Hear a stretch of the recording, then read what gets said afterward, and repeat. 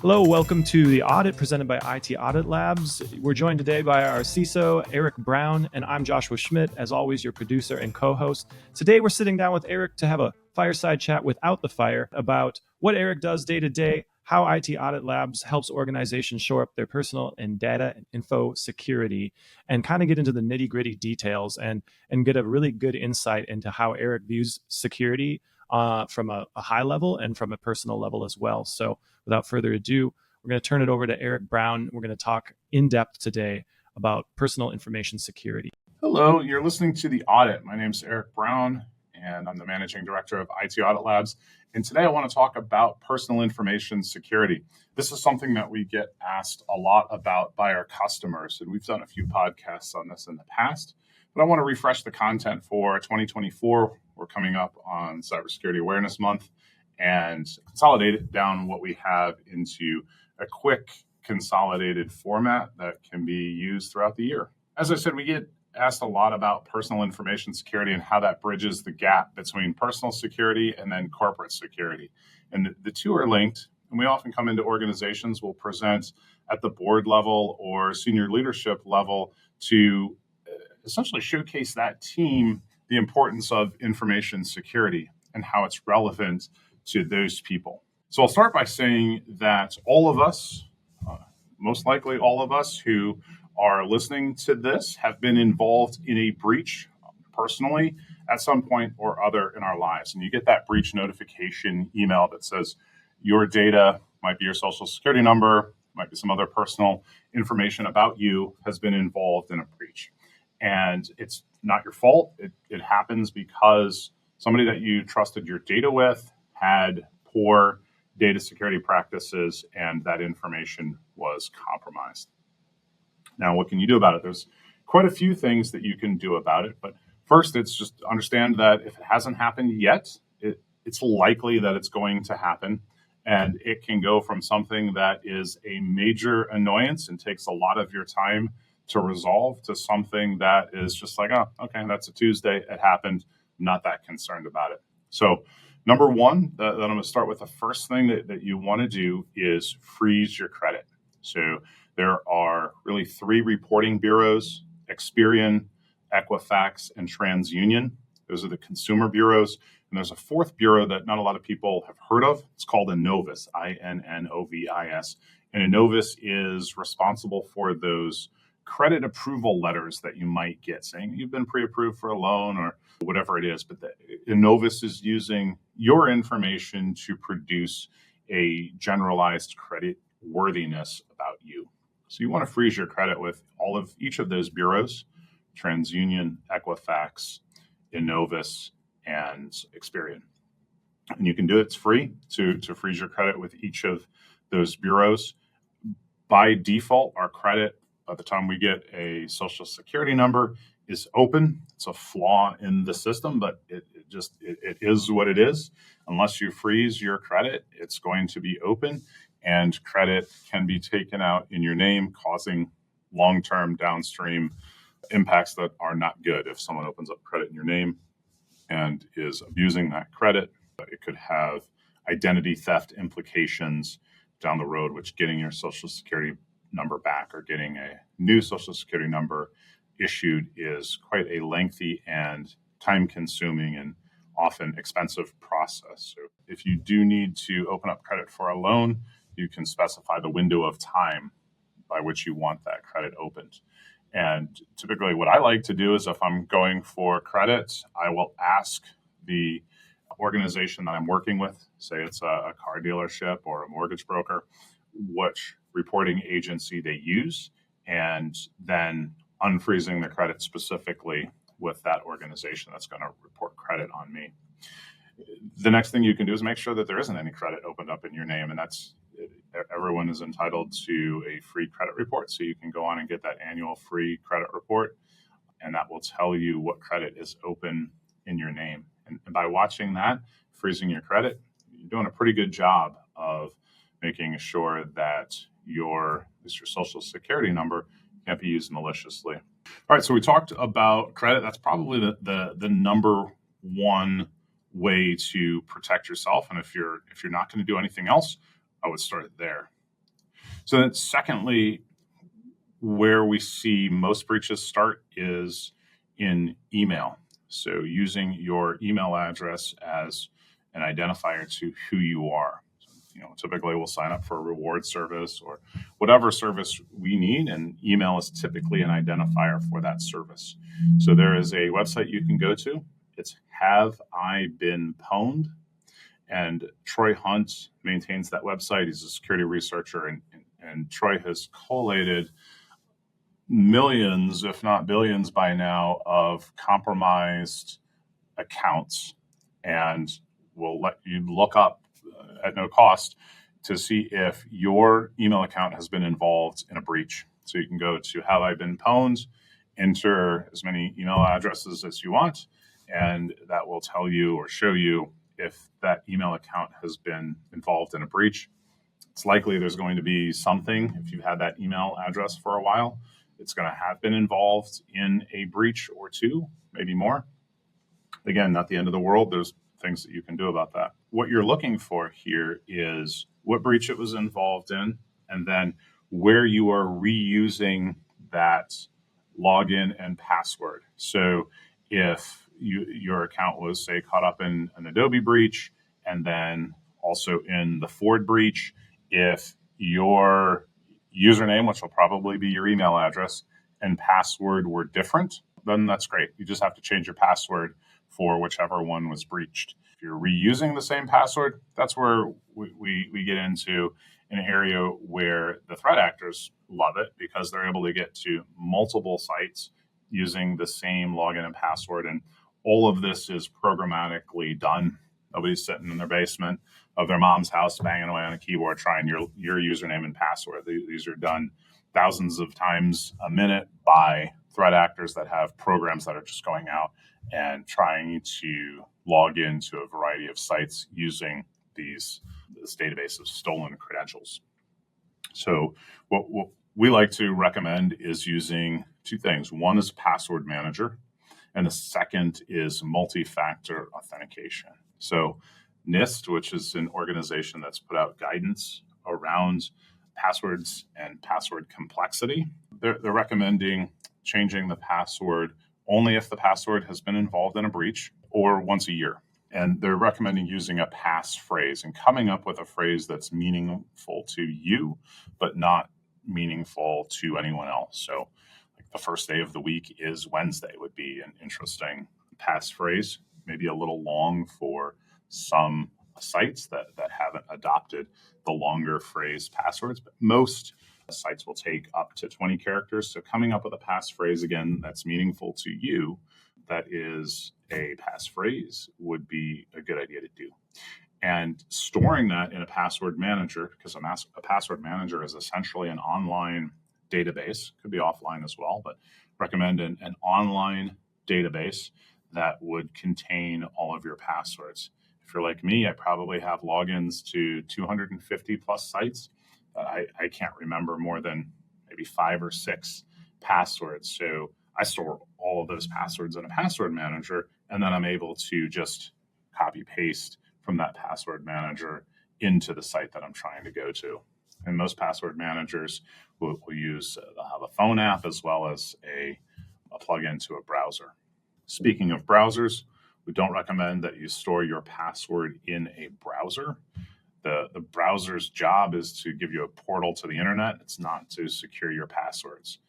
They don't do a good job with it. So rather than using your favorite browser as a password manager, select one. There's quite a few out there that are some good choices. And then the other piece was multi-factor authentication, or MFA.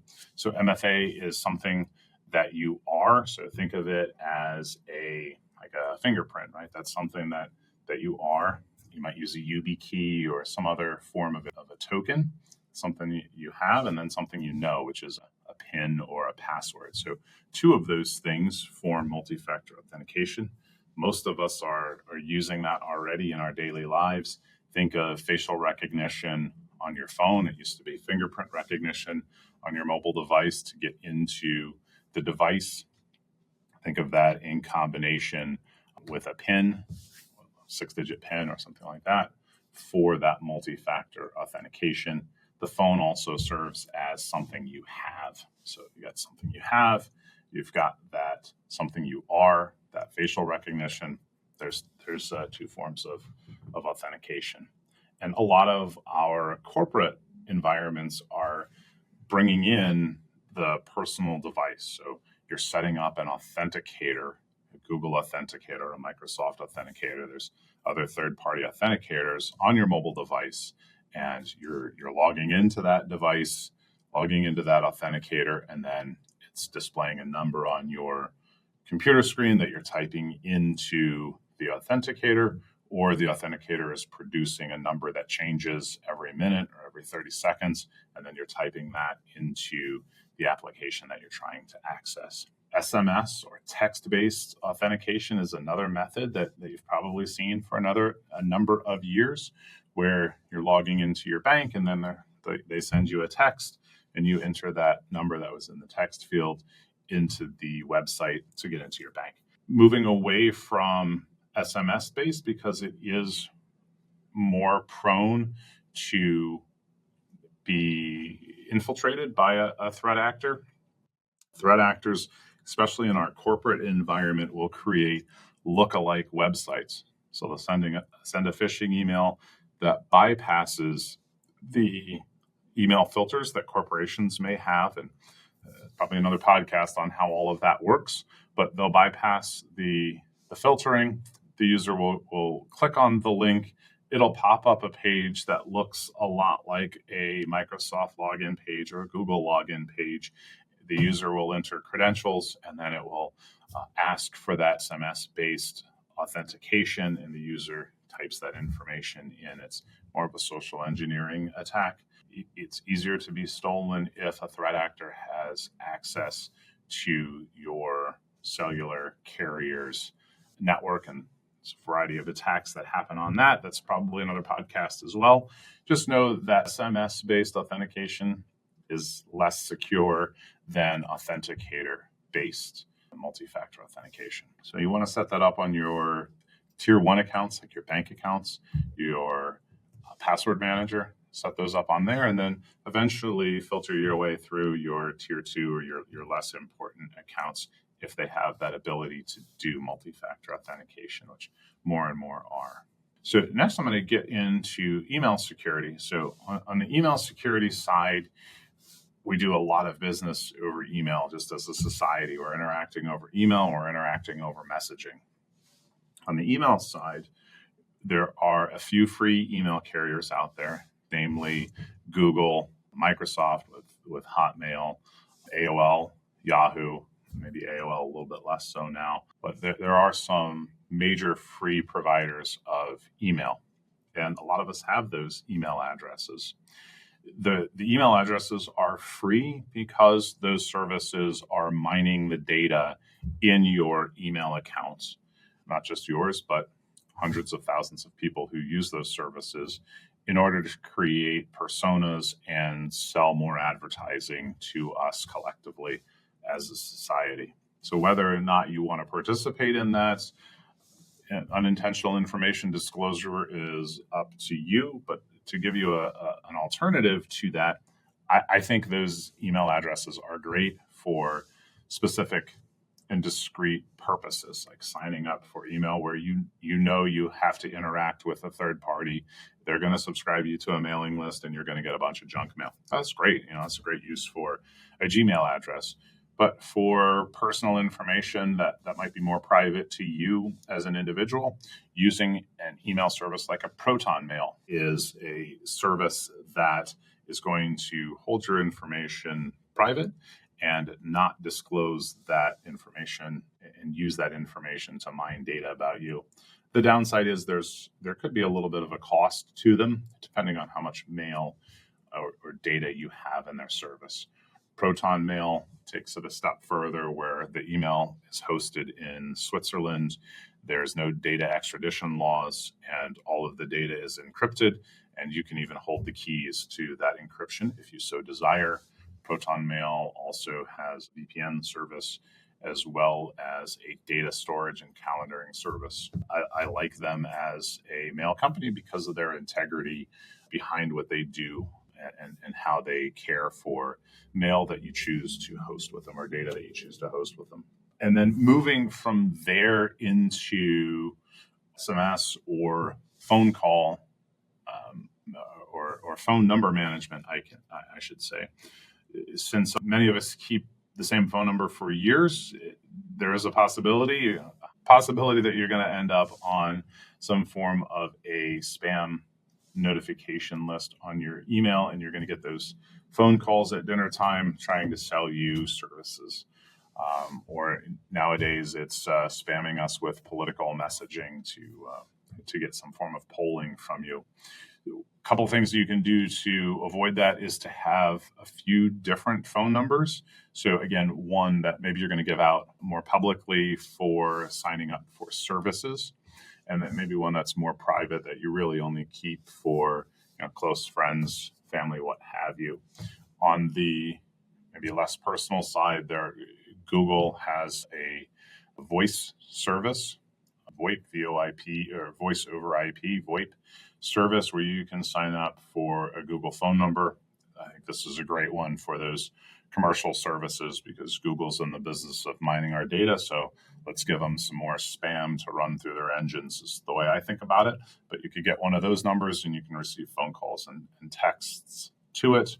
There are others, and that's a free service. There are other services that you might pay a little bit of money for that you could do the same thing. One of them is called Burner, and that'll give you, quote unquote, a virtual burner number that you can use, and you can choose how long you keep the number. And that number might be good for maybe some more discrete purposes, online dating, something like that, where maybe you really don't want to give out your personal number or even a number that you're going to keep for a long time, like a Google number. And that way, if the interaction is not going well, you can just delete that number, get a new one, and move on from that point. And then from an offline perspective, one of the things that we could talk about is just thinking more purposefully about what you're doing with your online/offline content. So are you taking selfies in front of your house with the house number exposed, and then that's making its way online to social media? Are you posting about your upcoming trip and when you're going to be on vacation, and you have lots of stories or what have you that might have personal information about your residence? Now people know that you are not at home, and that could subject you to maybe some offline malicious activity. So be mindful of that. And then when you are driving around town, pick up the mail, what have you, are you protecting your personal information from third-party viewership? So making sure that letters and other things that might be addressed to you aren't face up on the car seat next to you or in the back seat, right? Just being somewhat mindful of the information that you are giving off without necessarily maybe meaning to do so. As long as you're aware of it, that's half the battle. And then the last thing I'll say on that topic is when you are discarding prescription drugs, a lot of that information is on the bottle. It might be something you don't want to throw in the trash or the recycling without taking off the label. Or a lot of the places where you can pick up prescriptions have a medicine, it's a locked medicine container drop box where you can take unused medications and put them in that drop box. You can do the same thing with empty prescription bottles where then they responsibly discard the private information on that label. So I think that's it. Certainly open to dialogue on any of these topics. We love coming into organizations and just starting the conversation around personal information security and then relating that to what happens on the inside of an organization. So going through that email flow of how a threat actor will do some OSINT or open source intelligence gathering, and we've got a couple of great podcasts on that. But spinning from open source intelligence gathering about a person or a group of people, and then sending targeted content to those people in an organization, and then sending enticing emails so that those people or person clicks on a malicious link and then enters their password and potentially bypasses MFA protections that are in place. And then the threat actor gains a foothold in the organization and starts to pivot and move laterally, et cetera. But we come in and we'll do some pretty deep dives on how those flows happen and show some real world examples that we've been involved in, and to just educate the leadership and anyone that might be relevant for how these things happen, so the organization can take precautions to prevent that from happening. So you mentioned a lot there. We talked about freezing credit, checking your credit report, filing your taxes early, talked about email breaches and some tools and some techniques, and some common attack vectors. What are the impacts those threats can have on an organization? There's the obvious stuff, having your credit or someone credit taken out in your name, having your identity stolen. But how does that impact an organization? A couple ways, Josh. Good question. So on the individual side, breaches most of the time start with an individual. So a threat actor could potentially gather more information about that individual to send them targeted communications. So that's going to be enticing for them to click on. If the organization is one that the threat actor is interested in gaining a foothold in, most of the phishing emails that we see are less targeted. It's kind of automated spray and pray, if you will, where mass communications, hundreds of thousands of emails are sent, and then the victim, so to speak, clicks on that link. An automated response is coming from the threat actor's environment, and they're just moving down that chain, if you will, of infection. And rarely is it something where you have a human to human interaction where a human is crafting a targeted message and then specifically going after one individual and socially engineering them like we would see in the spy movies. Not to say that it doesn't happen, but 99% of the emails are all automated and the responses are all automated with the intent of that threat actor either sending out additional communications to contact lists or getting a foothold in that organization and moving laterally. So the impact to the organization is certainly it could be reputational damage. It could be a pivot point where the threat actor is able to access an account and gain a foothold. We see organizations that maybe don't have the controls in place where you would separate out someone that would have local administrator access. Some organizations allow everyone to have local administrator access and install whatever they want on their computers. It's much easier for the threat actor to bypass the malware controls if there are any in place when that happens. So if an organization maybe is less mature, the impact of phishing could be greater.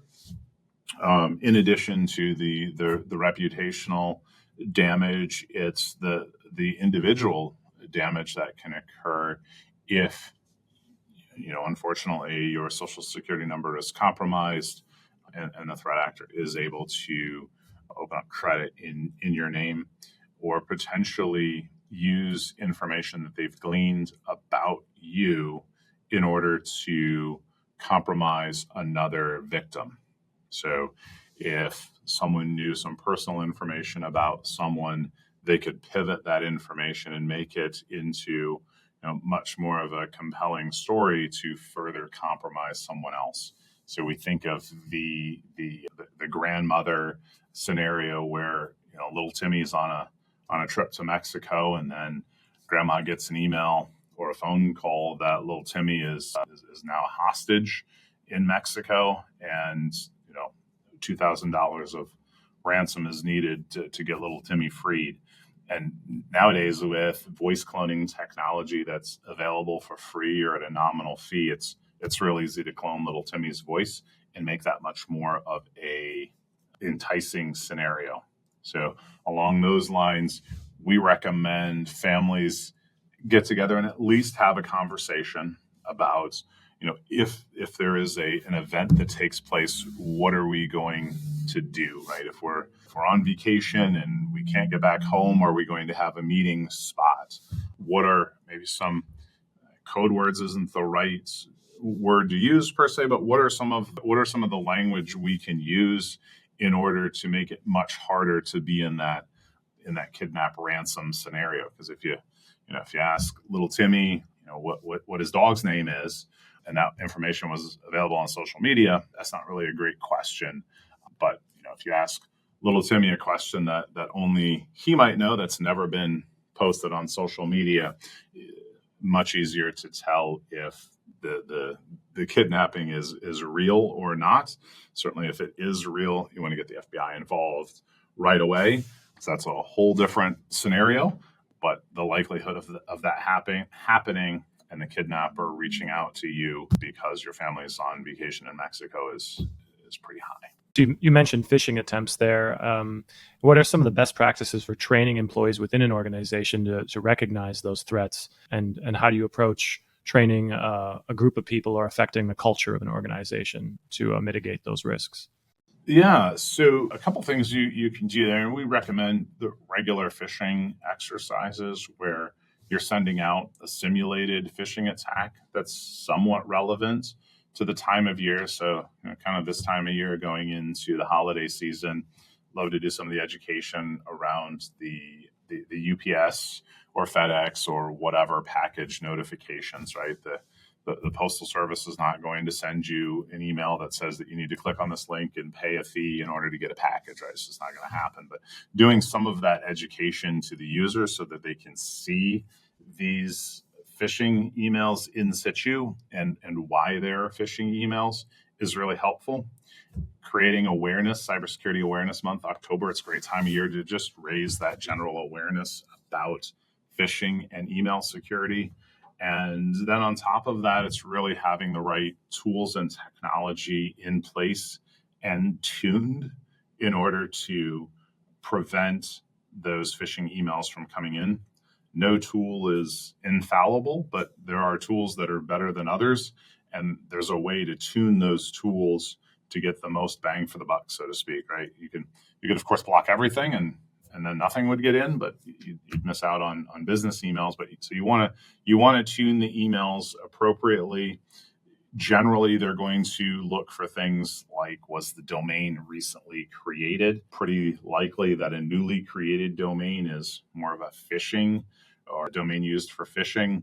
If the domain is a really long string of characters and numbers that isn't a dictionary word, more of a chance that it's a phishing domain. And then you could look at the origin of where these emails are coming from.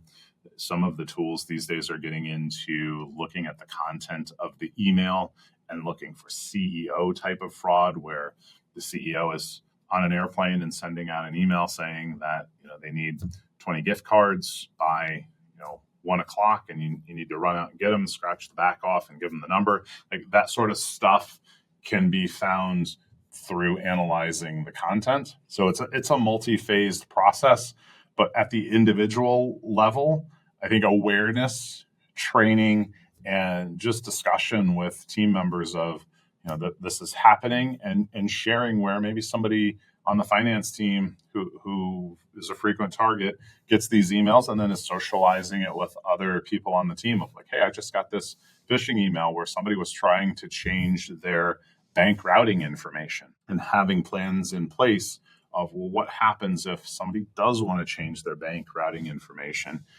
Do we do that all online, or do we require that phone call validation, or how are we authenticating the person is who they are, who's requesting that change? So that's another thing that we do, Josh, is going into organizations and just having these higher level tabletop kind of conversations that maybe they're not having on a regular basis. Yeah, that's great. And with your wealth of experience, what kind of impact do you see that having on an organization when it's done well versus when it's been neglected? One of the things I love to do is you go in and do that initial phishing assessment, and then you come back 6 months or a year later after they've had training and conversations and put some practices and controls in place, and just watching that number decrease month over month as people become more aware or report phishing messages and report phishing, and then are just getting more attuned of what's happening in the organization. I really love going in and starting with a baseline assessment that's not too hard, but seeing how many people are clicking on the link, how many people are entering information when they get into the link, and then over time stepping up the difficulty of those phishing messages, making them harder and harder and more realistic, and then watching those numbers still continue to decrease because people are more trained and more aware that this is happening. And then you can also watch from a tooling perspective, when you do put proper tools in the environment that's going to catch phishing and grayware, spam, what have you, just watching the amount of email traffic decrease for an organization is pretty cool to see. One of the groups that we put this in for, maybe about 9 months or so ago, I was in a meeting with them, and one of the leaders said, I really get a lot less or even no spam emails anymore. And that's just kind of cool to hear, because it's like, yeah, this stuff is actually working, and they're really able to see a difference in how clean their inbox is. And as a contrast, if you open up your inbox and there's a bunch of spam in there, and there's phishing emails in there, advertising emails, your organization's probably not doing a great job in keeping your inbox clean. And you probably need to talk to somebody to come in and help craft that, because you can get it to where there are no or very few non-legitimate business emails in that inbox. And then it makes it, when one does slip through, that's a malicious email, that's a really well-crafted phishing email, and that slips through, it stands out like a sore thumb, because the users are not seeing those non-business related emails. And then when something comes in that looks off, it just stands out. And then how does that, from a high level, impact the larger operation of the organization, in terms of meeting their goals as a team, or have you seen that kind of trickle down into or trickle up into other facets of an organization? Generally, Josh, as the organization is spending time, money, and efforts on a robust email program, we're seeing advancements in their cyber program across the board. So we're seeing that organization's maturity level increase. And some of the outcomes of that, of course, will be less likelihood of an impact of a breach, better general controls around information security, so having the policies in place for administrative controls, and then having the other disciplines in place like multi-factor authentication, having a password management system in place, having an identity governance system in place where you're getting into role-based access. So, generally we're seeing the movement up that maturity curve when the organization recognizes that information security is really an important part, not only as a business differentiator, but something that their clients are asking for as well, right? You're taking my data. How are you protecting that data? How are you ensuring that my data isn't going to end up on Troy Hunt's "Have I Been Pwned" site? And that affects the brand of the whole organization, and the credibility, and most likely the pocketbook too, because if they're not spending time on cleaning up mistakes or breaches, they can be more focused on their day-to-day operations and meeting financial goals and whatnot, I'd assume. Yeah, absolutely. Breach remediation is it's a huge time and money sink for anybody that's been through it, knows this, but it really is a distraction. It's cumbersome. It's a lot of work to go through and do that post remediation investigation and cleanup work. It's one of the things that we do with our customers. But nobody's in the room high-fiving at that time. It's not a celebratory meeting. It's they're pretty intense and can be emotional meetings because you have the set of data that you were entrusted to protect that is now unprotected. And just to kind of wrap things up, all of these techniques and tools and educational aspects that you've talked about, do those kind of go hand in hand with helping businesses protect their data privacy and comply with regulations like HIPAA laws or CCPA or GDPR? Does that go hand in hand, or how do you help organizations navigate that task? So from a compliance perspective, email security is one of the things that is scrutinized. There's others just around data sovereignty and movement of data, who has access to data. But at the end of the day, what you're trying to regulate is the right access to the right data at the right time. So talking to organizations about where they're storing this confidential information, regardless of the regulation, there's going to be some subset of protected information, be it a social security number or a medical record number or private information about that individual that's being protected. Storing that in the appropriate place, which is not email, is one of the conversations that can be had. And it's really tough to do because email is a business communication medium and we're moving files back and forth. There's other ways to move that content and get that content to the right people. But it starts with a conversation and making people or helping people become aware of how that data is being accessed, who accesses it, and how that data is treated, what your email retention policy is. Right? Are you sitting on 10 years worth of data that if a threat actor gets into that email account, now they have 10 years worth of data that potentially could be discoverable? Or is it 6 months worth of data? If you have a retention policy that would limit the scope of the information stored, say, in an email server. Excellent. Wow, covered a lot of ground today, but I'm glad we did this. It gives us a really great insight to your day-to-day thoughts and perspective from a CISO and from someone who's on the ground level helping people and organizations shore up their security posture so that they can focus on the things that are most important to their business. Yeah, thanks, Josh. You have been listening to The Audit, presented by IT Audit Labs. We are experts at assessing risk and compliance while providing administrative and technical controls to improve our clients' data security. Our threat assessments find the soft spots before the bad guys do, identifying likelihood and impact, while our security control assessments rank the level of maturity relative to the size of your organization. Thanks to our devoted listeners and followers, as well as our producer, Joshua J. Schmidt, and our audio-video editor, Cameron Hill.